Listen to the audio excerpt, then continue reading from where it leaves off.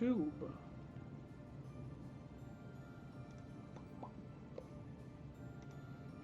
All right.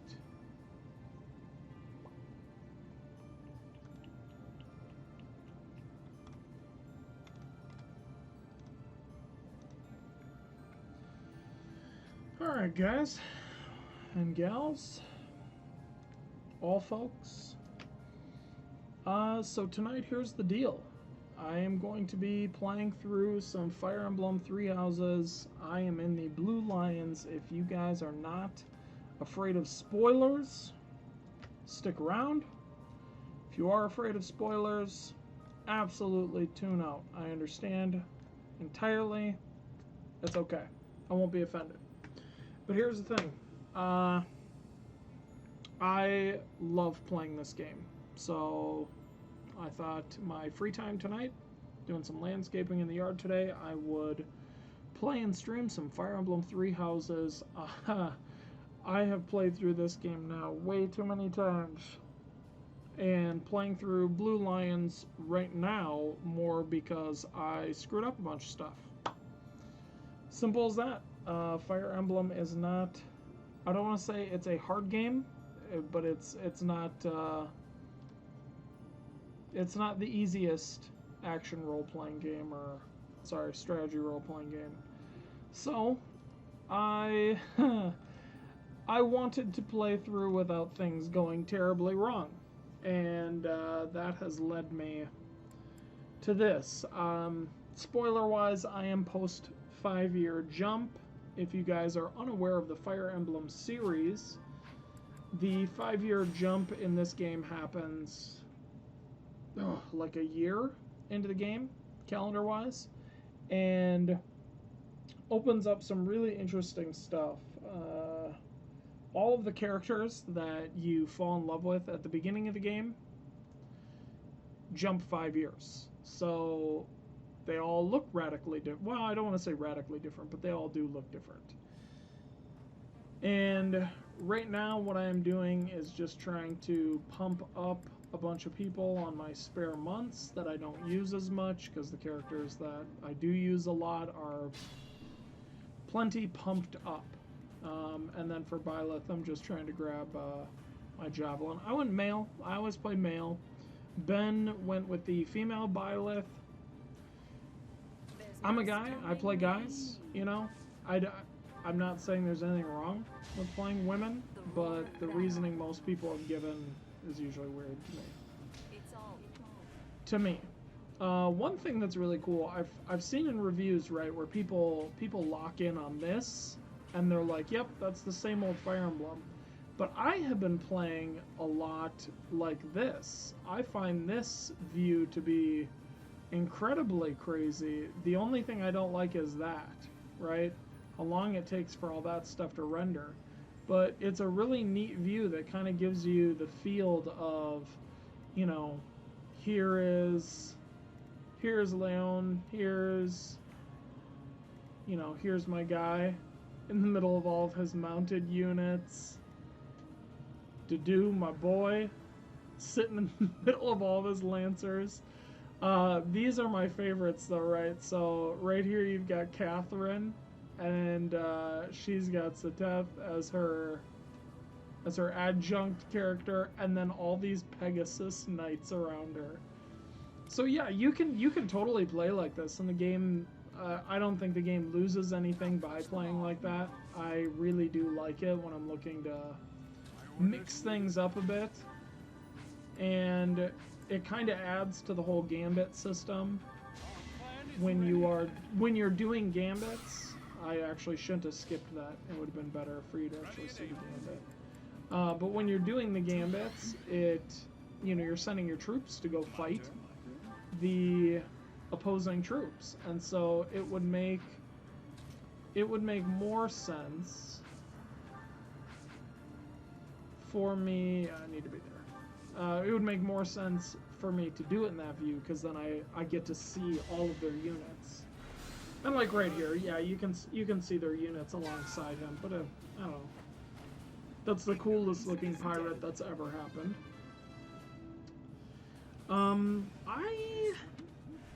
I did not care for the professor characters in this, the other professors. So you, Byleth, become a professor at the Let's clean up. at the monastery for all these royals that belong to the different houses. Or, well, they belong to different kingdoms as well as different houses, and the houses are kind of made up with people from the region. And none of you really need that, so we'll wait. I am prepared. And I'm not really a fan of the other professors. They're like less good stat versions of characters you will already be able to have or recruit. Now, Catherine and Shamir, who they're not teachers at the monastery, but Catherine is a knight, and Shamir is, I mean, I guess you would say like a mercenary. And that is the example that I wanted to show right off the bat this stream. When I say that this game is not easy, I don't mean that the difficulty of the game itself is hard. I mean that permanent death amongst characters is a real thing, and on top of that permanent death, you have that, which is a punishment for playing hyper-aggressive and counter-class, right? So me sending Hanneman up there was a terrible idea because he's a mage. He should not be anywhere near the front line fighting. And so this is where I will say, boom, boom, boom, boom, boom, boom, boom, I will go all the way back. I will go all the way back to here. So I'll use a Divine Pulse. You get a bunch of them in the game. And I will do things just minorly different to show you like how stepping back in time. See that? 1 hit point is his level up. Good for you, Hanneman. Good for you. Put Dedu out here so he can fight these jokers again. And I'll keep you back.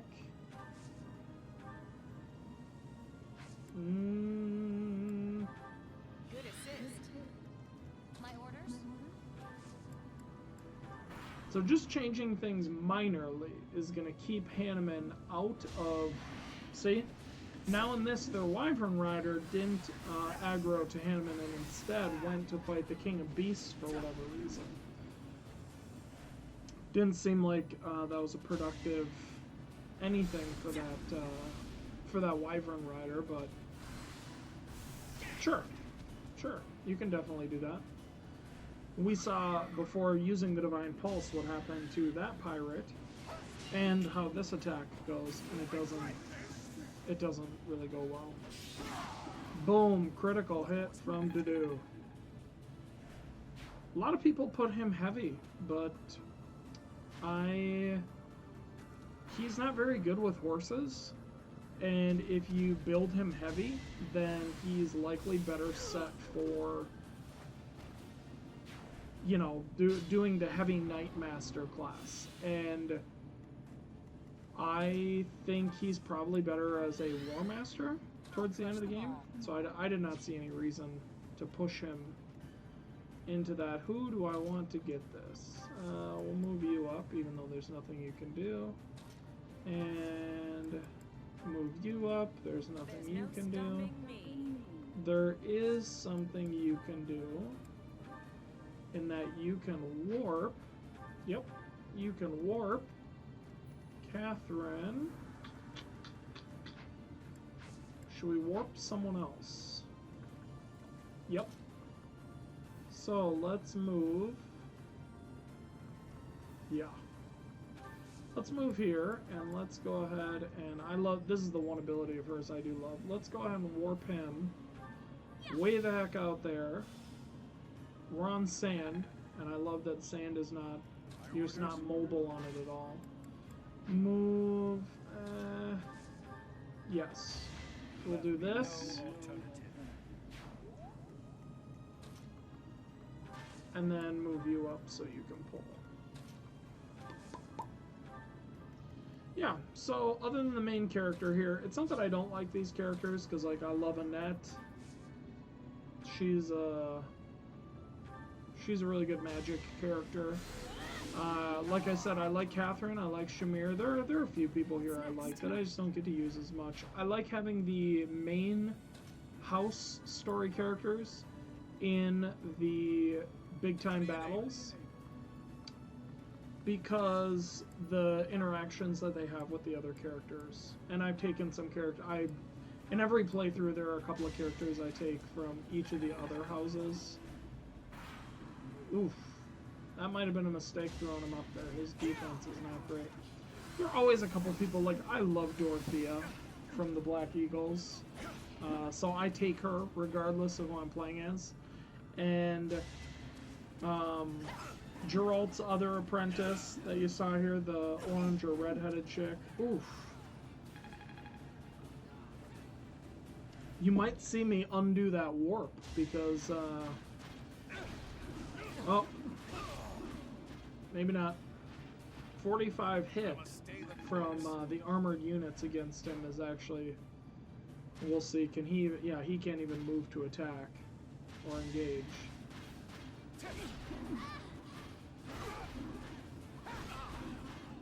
Yep, double hit with them axes. Yeah, there are a couple people. I think that's good. I think every player who's ever played a Fire Emblem knows how attached to the characters in some of those stories you get. So, let's just say. So, yeah, it makes sense that you would want to recruit people from other houses. I also, oddly, in the last, like, few playthroughs, I think it's the advice that I give in the note suggestion box and such, but Bernie, Bernadetta from the Black Eagles has been pulled into my house, and I like Ash and Shamir as archers more than her, so she kind of gets neglected. And I am a serial, from Ultimate Alliance, I am a serial keep everyone similar levels, you know? So, this game becomes a real problem for me because I need to use all these characters. I love her. She's awesome. Post-time jump, too. I love her different outfit and hairstyle.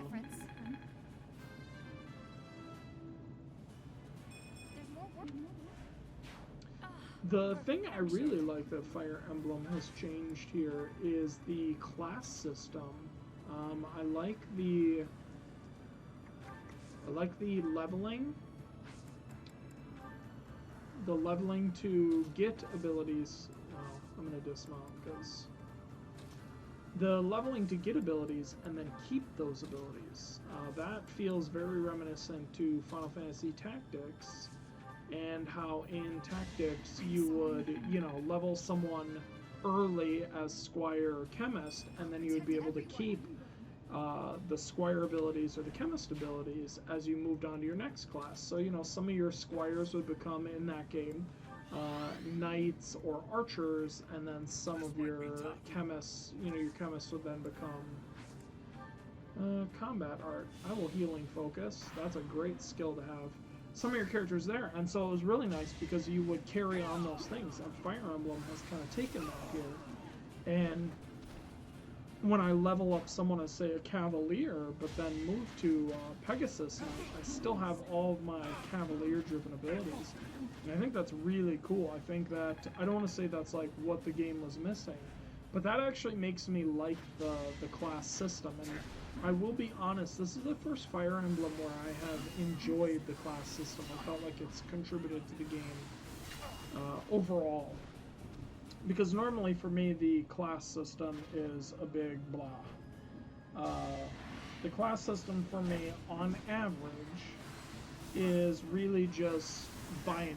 And now, in this game, you have the ability to reclass as well. So I'll certify characters in a couple of classes, and then I'll just build and build and build in battle until they master them, reclass, do more battles, and then, you know, you've got your pick. Yeah, you're only equipping like 5 abilities from a given class, but you're able to mix and match. So if I've done, you know, Soldier and Cavalier and Mercenary, and then I move on to Bow Knight then I've got abilities from all of those classes to utilize and kind of mix and match and make, make my character whatever I want him to be out of those abilities. I think that's nice.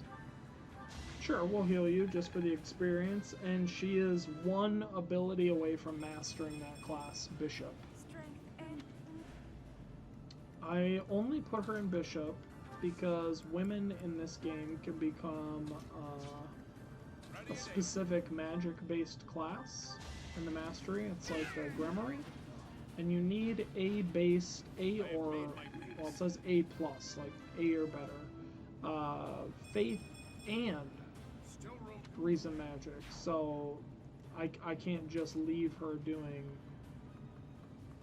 reason magic to get her into the class I want her to be in. Yeah, I like Annette's time jump look as well.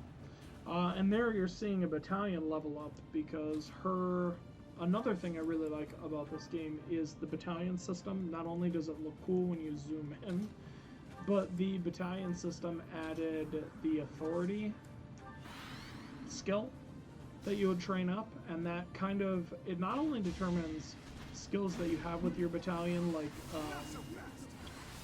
added attack if your battalion is above or below a certain health, or if your opponents are above or below a certain health, or when you use their ability, how much you use. Yeah, you're done. You're done, dude. Boom. Thunder, you out. Taking life doesn't faze me. Maxed out. And so now she learns Renewal, and I can take Renewal when I put her in any other class. Interestingly enough, I could put her in Dancer or a sword wielder class that uses, because she's really good with the sword as well. Yeah, I just really like the battalion system, having authority, and so yeah, I put on a higher authority level battalion for Annette now that her authority is higher. And she's kind of an atypical character. She's got really good authority pretty much right off the bat. Her authority is better than most of the characters in the Blue Lions. And on top of that, then that's one of the things that she told me in this playthrough she wanted to focus on. And I was like, okay, that's cool. Lead a battalion, Annette. Do you, girl. Get that authority. I think out of all of the houses, Ben and I joked about this the other day. And when I say joked, I mean I chuckled, telling him we had both pre-ordered Fire Emblem with a discussion video and review video incoming. Because we're both equally excited about it, I think. Me, because this looked like the first Fire Emblem I was really going to be wowed by, and him because he's a fan of the series. And I thought before playing that I was Golden Deer 100%. It was supposedly, and this could be wrong, but it was said that that was the first Lord that had a bow. And I thought, okay, cool. I usually do bows. I like bow characters. I like archers. I like hunters. That's my jam.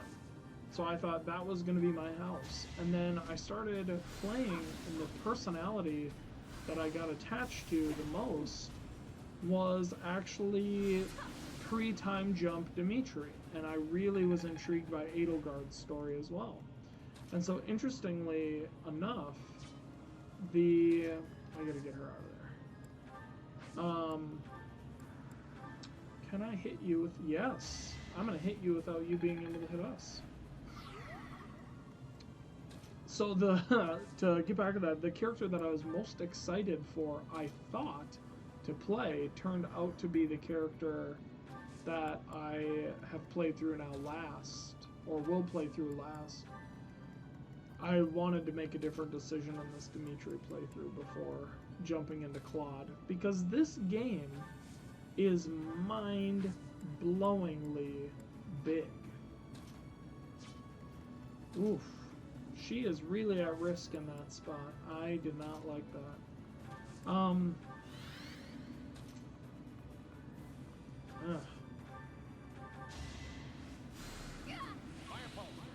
yeah, so all of the characters in the core three characters, it seems to follow a formula that the characters you play through have sort of a typical and an atypical story. And the typical story is kind of what the game thinks is default. Like, what is the easiest path the player could get put on with that character? And with Dimitri, I mucked up the path a little bit, and I just wanted to see what the better path is. I like Dimitri a lot, and it really made me sad the way that the other path kind of resolved itself. So, this path, we are doing it right. And for Edelgard, I played through on what the game believes to be the harder to achieve atypical path. And that resulted in some really, really neat stuff. Let's warp you. Nope. Let's warp you right up here. Yeah, I really like Edelgard's. I told Ben that she is kind of like the antagonist of the other characters' stories in a way. And I'm not wrong in that, but when you play through her story, it makes complete sense. And so I think that was what I was missing. And one thing I think this game does really well is that while on certain paths, characters will feel like antagonist or not antagonist, on other paths, they will feel, you know, they will feel much better.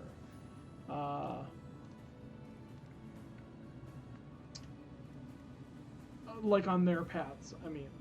So when you play through the Blue Lions, you will feel like you are the hero of your story.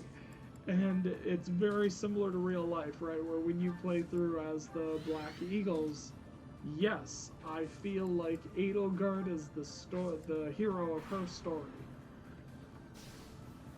So yeah, it's really easy to fall in love with that, I think.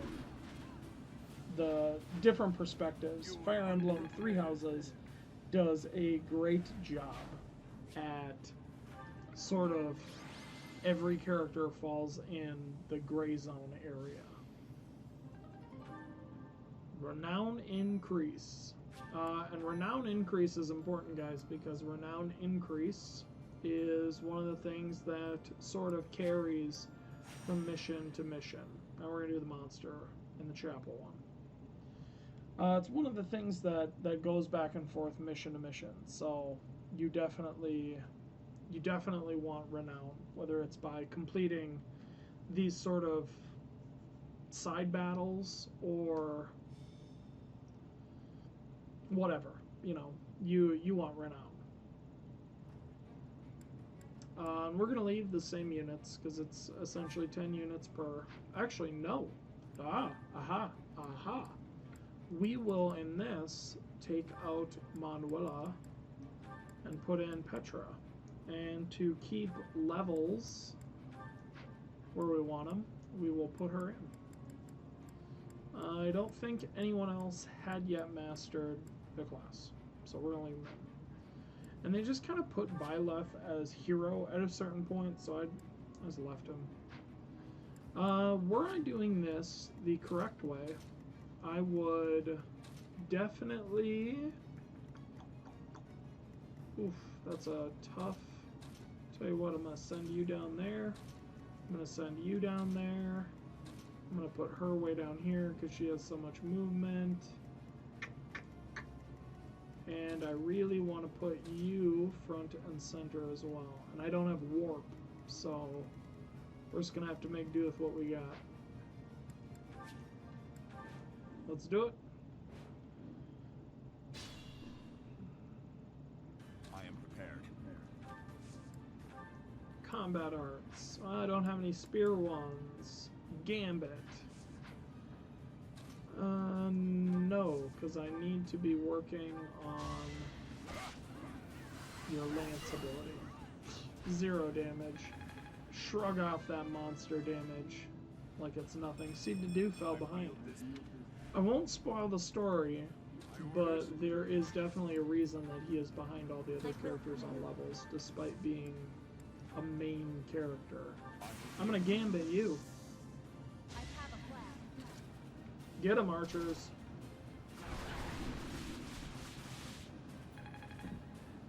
And that is another thing that I think is awesome about the battalion system. Well, you're dazed, so I'll take that attention. The battalion system really gives you this awesome, like, oh, my warrior can heal sort of feeling, because, yeah, you can definitely equip. I could equip her right there with some Priests of Saros, and the gambit would be to heal all the other people.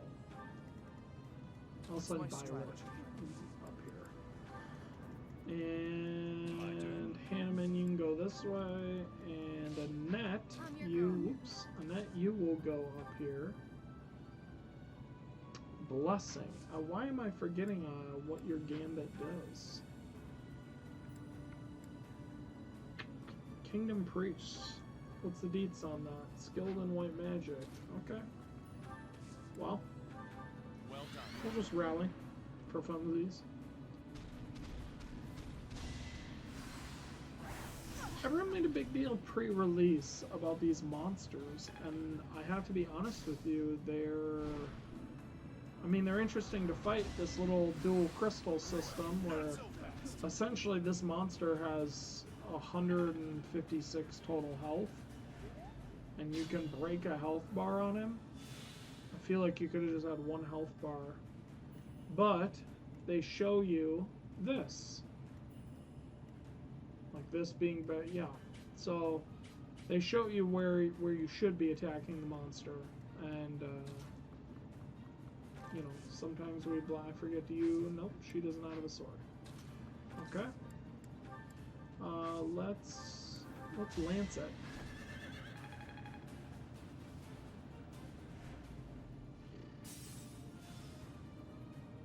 See?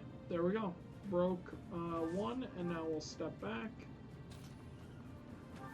Hanneman's gonna pop in here, and obviously I'm gonna be using Ragnarok. Boom.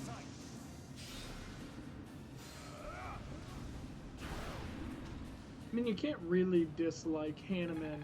Like, I don't love him, but you can't really dislike him. This man has a monocle. And isn't that what you want from your mage, guys? Just some health and dex. That's every mage's dream level. Here's some health and some dex. Smash time, baby. Boom. 0 damage.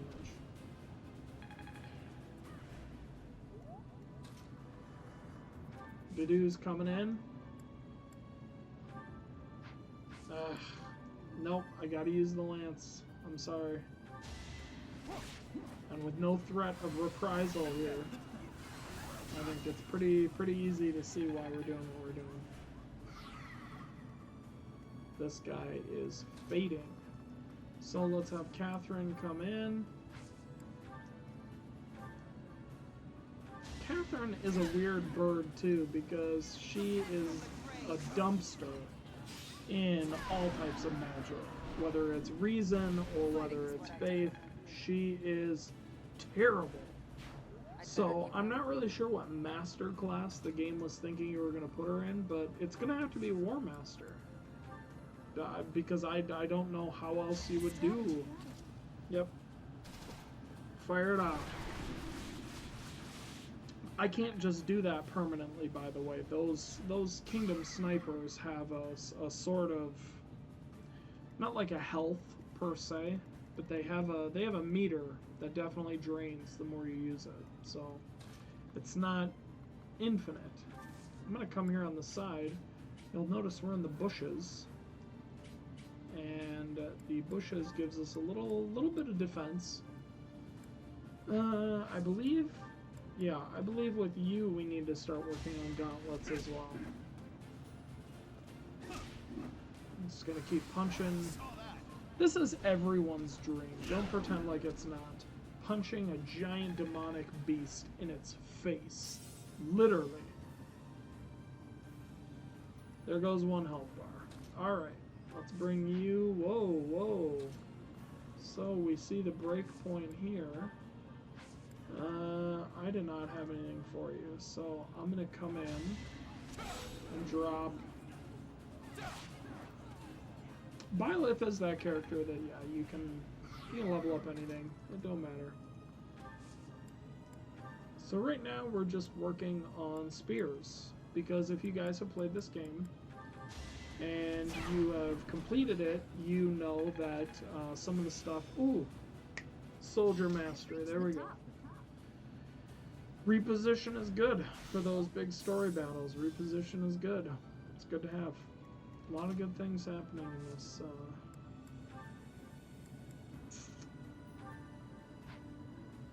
So I could just cut you out. But you would deal 15 to me because you have more than 47. That'd put you at 4 and still hurt me. That would put you at 0.43 per. Well, guys, I think we're going to do Cutting Gale, because that's going to be the lowest hit chance that he will have against us. And we'll just kind of hope for the best. I don't want a net to get hit. Please don't hit. Ah! Cut him down, a net. Boom. You couldn't have critical the first shot. Fun to watch.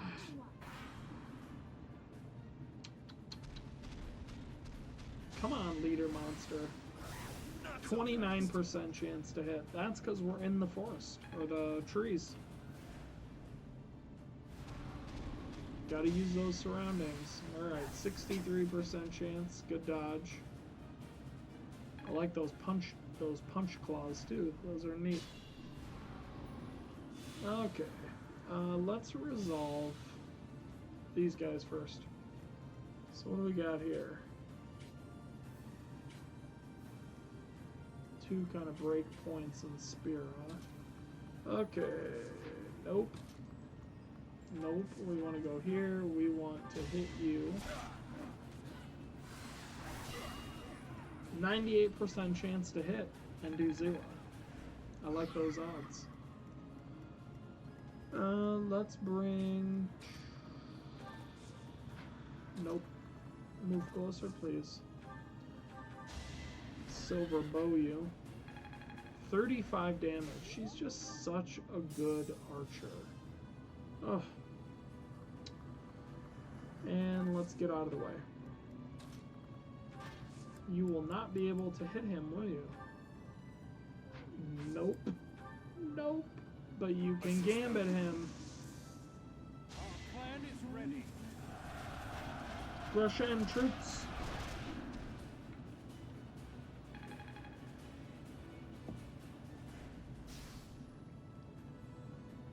Well, I would hope that would attract his attention. I just wrecked him with a whole battalion of people. If that doesn't get your attention, I don't know what does. We're going to move you up. I don't think you're even going to have a chance to do anything there. You can... Yeah, let's crush him.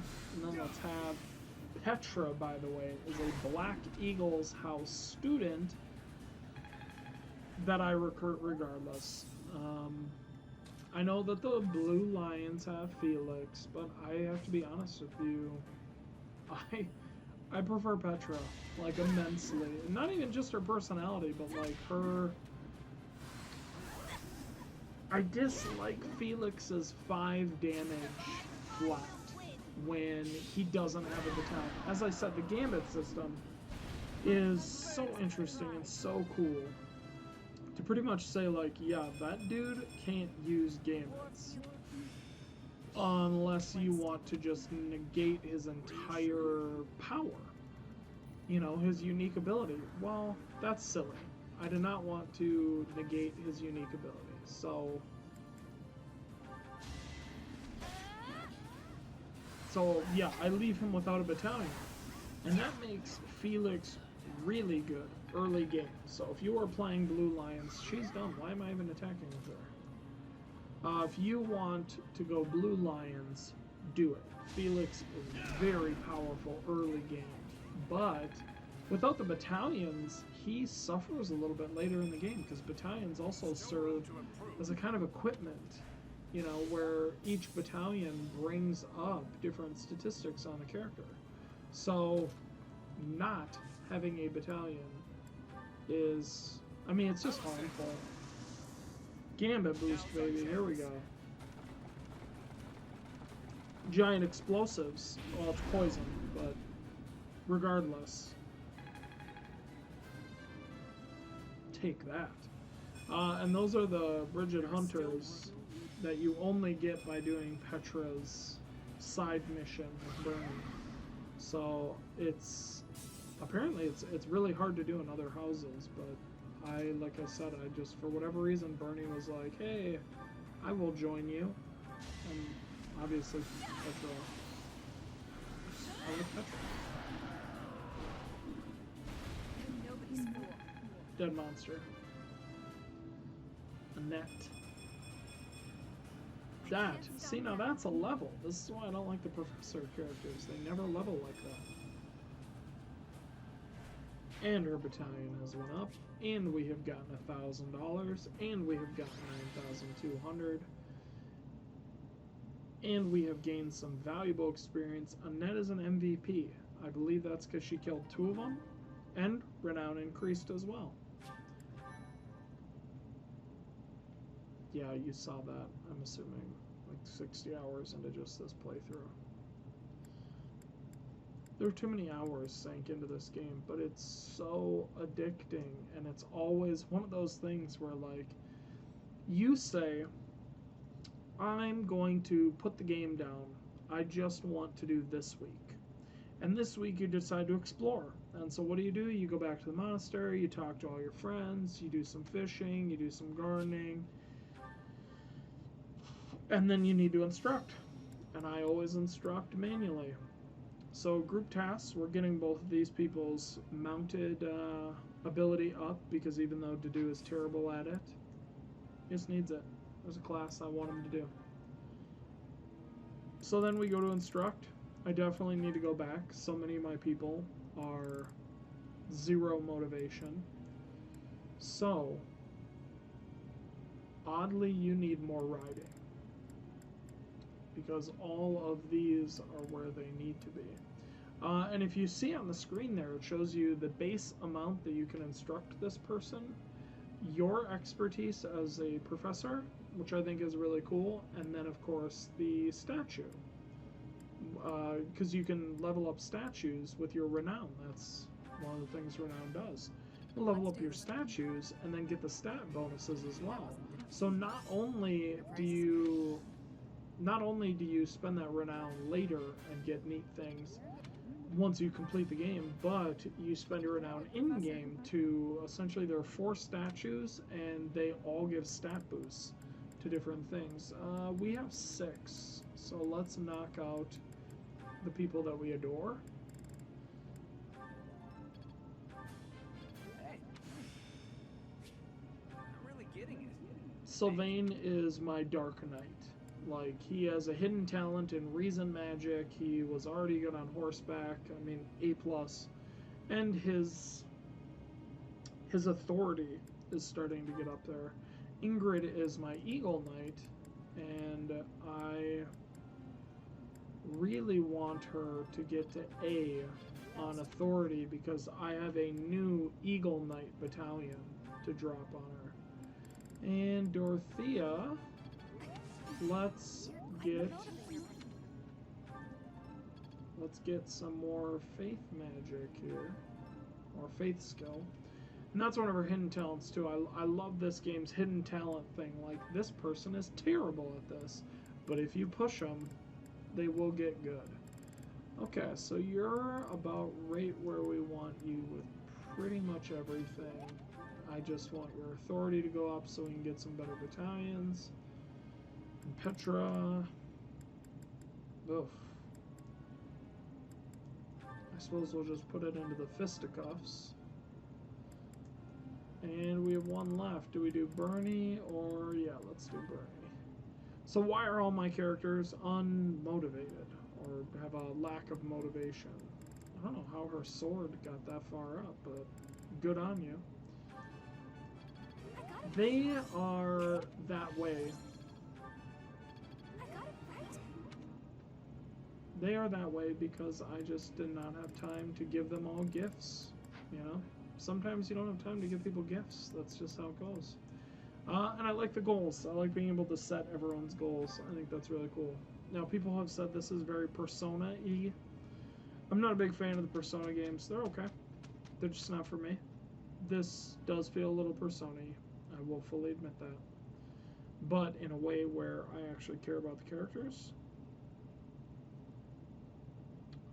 And then at the end of every week, you have your group project, which also increases the relationship between these guys. Now, the reason I'm doing that is because these are one of probably my weakest supports in the game.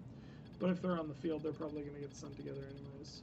And so now everyone just, boom, what were their goals? Here we go. Ingrid, A on that authority. And Seteth has better riding, closer to becoming a Wyvern Lord, man. Gilbert's got that A rank on the heavy armor. That's my guy.